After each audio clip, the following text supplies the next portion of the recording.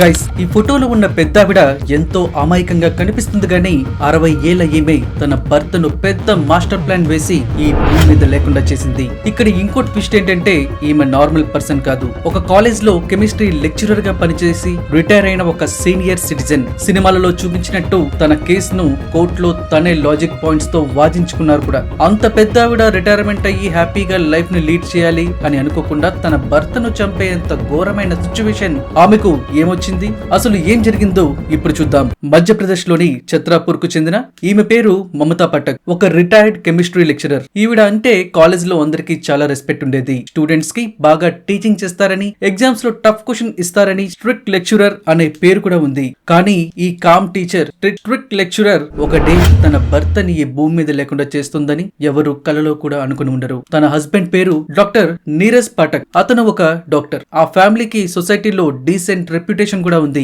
కానీ వీళ్ళ మధ్య రిలేషన్షిప్ లో క్రాక్స్ మాత్రం ఎన్నో ఏళ్ల నుంచి ఉన్నాయి. మమతా పాఠక్ లైఫ్ లో నవ్వుల కన్నా బాధలు ఎక్కువ.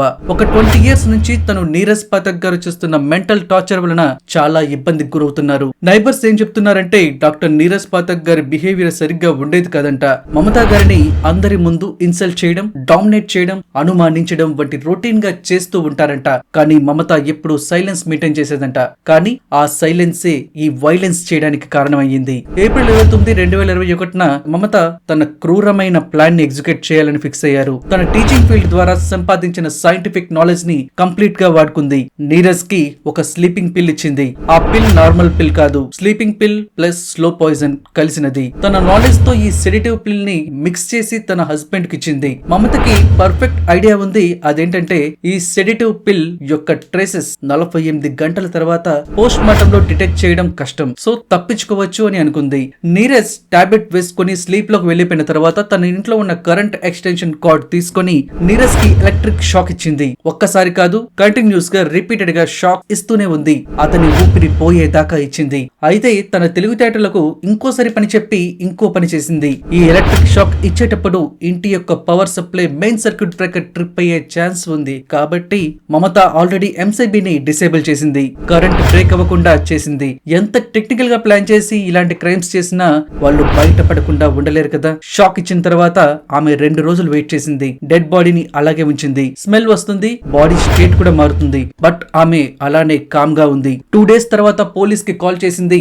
ఈ 2 days ఎందుకో అర్థమైంది కదా. పోస్ట్ మార్టం లో ఆ సెడేటివ్ పిల్స్ యొక్క ట్రేసెస్ ఉండకూడదని పోలీసులు వచ్చారు. మమతను ఏం జరిగిందో అడిగారు. మమత ఏం చెప్పిందంటే మేబీ ఎలక్ట్రిక్ షాక్ అయి ఉండొచ్చు, స్పృహ లేకుండా పడి ఉన్నారు అని యాక్సిడెంట్ లాగా ప్రెజెంట్ చేసింది. పోలీసులు స్టార్టింగ్ లో నమ్మేశారు. ఎందుకంటే కరెంట్ ఎక్స్టెన్షన్ కార్డ్ బాడీ దగ్గరలోనే ఉంది. సిచ్యువేషన్ కూడా షాక్ కొట్టిన తర్వాత పడిపోయినట్టే ఉంది కాబట్టి వాళ్ళకి మర్డర్ అని అనిపించలేదు. కానీ పోస్ట్ మార్టం లో క్లియర్ గా నీరజ్ 2 days ముందే చనిపోయారని తెలిసింది. 2 days ముందే చనిపోతే ఈ 2 days ఆమె ఏం చేసింది? ఇంట్లో లేను అని ఎందుకు చెప్తుంది అని పోలీసులకు డౌట్ వచ్చింది. మమతను క్వశ్చనింగ్ చేయడం స్టార్ట్ చేశారు. ఈ 2 days విషయం అడిగితే నేను బిజీగా ఉన్నాను, నా కొడుక్కి ఫీవర్, అందుకే హాస్పిటల్ కి వెళ్ళాను అని చెప్పింది. ఫీవర్ కోసం 2 రోజులు ఇంటికి రాలేదా? భర్తతో ఫోన్ లో కూడా మాట్లాడలేదా? ఇలాంటివన్నీ పోలీసులకు యొక్క లాజిక్ కి మ్యాచ్ అవ్వలేదు. పైగా నార్మల్ గా ఆన్సర్స్ చెప్తుండడం, ఆమె సైలెన్స్ బిహేవియర్ పోలీసులకు ఇంకా స్ట్రాంగ్ డౌట్ వచ్చేలా చేసింది. పోలీసులు ఇంకా గట్టిగా తవ్వడం స్టార్ట్ చేశారు. మమతకి నీరజ్ కి రిలేషన్ ఎలా ఉండేదో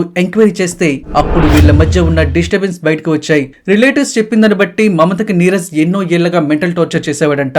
నీరజ్ యొక్క డామినేటింగ్ బిహేవియర్, చీటికి మాటికి తిట్టడం, కొట్టడం, కంప్లీట్ గా కంట్రోల్ చేయాలని చూడడం, ఇవన్నీ పోలీసులకు తెలిసిన తర్వాత మమతని ఇంకొంచెం గట్టిగా క్వశ్చనింగ్ చేయడం స్టార్ట్. బట్ మమత కూల్ గా ఆన్సర్స్ చెప్తూ ఎక్కడ దొరకకుండా మాట్లాడింది. బట్ ఇంట్లో చెక్ చేస్తే మమత చాలా రోజుల నుంచి డిప్రెషన్ కోసం మెడికేషన్ తీసుకుంటున్నట్టు తెలిసింది. తను ఒకసారి ఈ భూమి మీద ఉండకూడదనే ఒక అటెంప్ట్ కూడా చేసినట్టు పోలీసులు కనిపెట్టారు. నీరజ్ కి ఇంకొకరితో అక్రమ సంబంధం ఉంది అని కూడా తెలిసింది. అదే మెయిన్ రీజన్. మొత్తానికి ఇవన్నీ కలిసి మోటివ్ ని స్ట్రాంగ్ చేశాయి. నీరజ్ పాఠక్ లాస్ట్ గా మాట్లాడిన కాల్ లో తన ఫ్రెండ్ కి వైఫ్ ఆడ్ బిహేవియర్ కోసమే చెప్పారని తెలిసింది. అయితే ఫైనల్ ఫోరెన్సిక్ డిపార్ట్మెంట్ రంగంలో దిగేసరికి మొత్తం కుట్ర బయటపడింది. నీరజ్ బాడీపై burn marks, electric shock marks అనే విషయం క్లియర్ అయింది. బట్ అతని బాడీలో ముందు ట్రేసెస్ కూడా ఉన్నాయి. ఇంకా ఇంట్లో మెయిన్ ఎంసీబీను ట్యాంపర్ చేసి ట్రిప్ అవ్వకుండా చేసిన ఆనవాళ్లు క్లియర్ గా కనిపించాయి. ఎక్స్టెన్షన్ కేబుల్ యొక్క ఇన్సులేషన్ కవర్ ను ఎవరో కావాలని తీసినట్టు ప్రూఫ్స్ క్లియర్ గా లభించాయి. కెమిస్ట్రీ టీచర్ గా ముందు ట్రేసెస్ 2 days తర్వాత దొరకదు అని ప్లాన్ చేసిన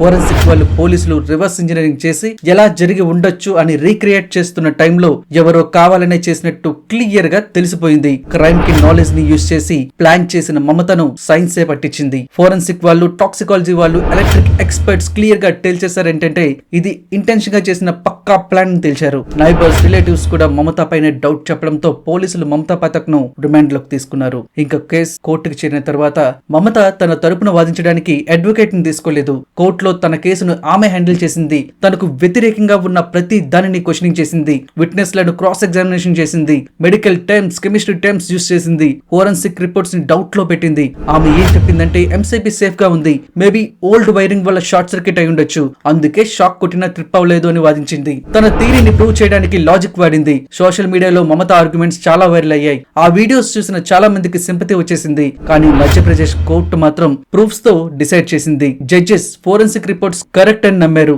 మమత చెప్పిన టైమింగ్స్ మిస్ మ్యాచ్ అయ్యాయి. 2 days హాస్పిటల్లో కొడుకు ట్రీట్మెంట్ వంటి వాటికి సరైన ప్రూఫ్స్ లేవు. ఆ టైంలో సీసీటీవీ ఫుటేజ్ కూడా లేదు. జరిగిన అన్ని కాంట్రడిక్షన్స్ ని బేస్ చేసుకుని మమత గిల్టీ అని, మమతయే ఎంత దారుణమైన పని చేసిందని కోర్టు డిక్లేర్ చేసింది. ఫైనల్ తీర్పులో మమతా పాఠక్ కు లైఫ్ టైమ్ ఇంప్రిజన్మెంట్, జీవిత ఖైదుని విధించారు. జడ్జ్ తీర్పులో ఒక స్ట్రాంగ్ స్టేట్మెంట్ చేశారు. ఎడ్యుకేషన్ ను ఒక వెపన్ లాగా వాడి క్రైమ్ చేయడం అనేది సమాజానికి చాలా డేంజరస్ అని, ఇప్పటి వారికి ఇలాంటి వారి వలన సొసైటీకి థ్రెట్ ఉందని తెలిచారు. ఈ కేసు ద్వారా మనందరూ నేర్చుకోవాల్సిన బిగ్గెస్ట్ లెర్నింగ్ ఏంటంటే బ్రెయిన్ ఉండడం, నాలెడ్జ్ ఉండడం చాలా మంచిదే, కానీ వాటిని సరైన పనులకు వాడలేకపోతే అదే బ్రెయిన్ మనల్ని క్రైమ్ లోకి దించుతుంది. తెలివి లేకపోవడం, అతి తెలివి ఉండడం రెండు ఒకటే. వీటి వల్ల ఏం ఉపయోగం ఉండదు. నాలెడ్జ్ బాగా ఉండి ఎథిక్స్ లేకపోతే ఏం లాభం ఉండదు కదా. ఆ అతి తెలివి వలన మన పీస్ కి, హ్యాపీనెస్ కి ఎటువంటి హెల్ప్ ఉండకపోతే అది ఉండి ఏం లాభం చెప్పండి. 60 ఏళ్ల వయసులో లైఫ్ టైం జైల్లో బ్రతకాలి. జీవితం అంతా కష్టపడి వృద్ధాప్యంలోకి వచ్చి ఇక మీదటైన లైఫ్ లో రెస్ట్ తీసుకోవాల్సిన మమత జైల్లో రెస్ట్ తీసుకుంటున్నారు. మీకు ఈ కేసు గురించి ఏమనిపించింది? మమత తన భర్త మోసం చేశాడని ఈ దారుణానికి దిగడం అనే పాయింట్ పై మీ థింకింగ్ ని కామెంట్స్ లో చెప్పండి. ఇలాంటి రియల్ లైఫ్ క్రైమ్ స్టోరీస్ తో మీకు క్రైమ్ అవేర్నెస్ ఇవ్వడమే మన ఛానల్ మెయిన్ మోటివ్. మీకు మన ఛానల్ ఐడియాలజీ నచ్చితే సబ్స్క్రైబ్ చేసి సపోర్ట్ చేయండి. లైక్ అండ్ షేర్ చేయడం మాత్రం మర్చిపోకండి. నెక్స్ట్ వీడియోలో ఇంకొక రియల్ లైఫ్ థ్రిల్లర్ లాంటి క్రైమ్ స్టోరీతో కలుద్దాం. Thank you. జై హింద్.